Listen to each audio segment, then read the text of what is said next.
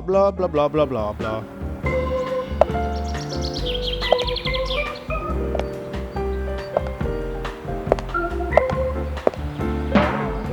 Bla bla bla.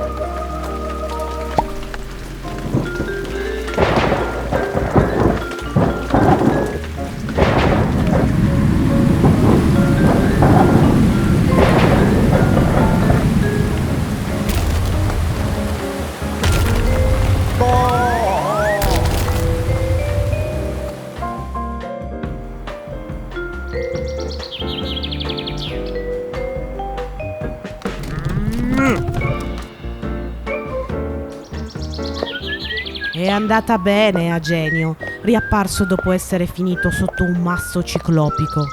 Ma se questa storia non fosse un cartone animato? Per evitare che accada quello che abbiamo visto nel cartone animato, la regione interviene con numerose opere idrauliche che hanno la finalità di garantire al massimo la sicurezza dei cittadini e ridurre al minimo il rischio, pur sapendo che il rischio zero non esiste. Una di queste opere, che viene realizzata in montagna, risponde al nome di briglia selettiva. Opere idrauliche che consistono in sbarramenti creati in maniera trasversale all'asse del corso d'acqua, formati da un pettine, in modo tale che il materiale solido che scende insieme all'acqua venga trattenuto.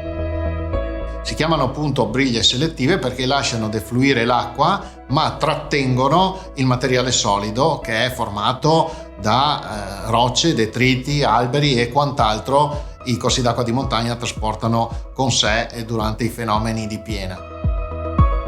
Quando accadono eventi importanti, il materiale si ferma a monte dello sbarramento e quindi, per rendere efficace l'intervento della briglia ad un successivo evento, è necessario togliere il materiale che si è accumulato dietro la briglia per essere libera e far fronte a un nuovo evento. Trattenere il materiale solido a monte della briglia serve a preservare tutto ciò che sta a valle, le abitazioni, la viabilità, allo scopo di salvare vite umane, ed è per questo che la regione interviene ogni anno sia con nuove briglie e sia con la manutenzione di briglie esistenti. Il rischio zero non esiste, ma ridurlo si può.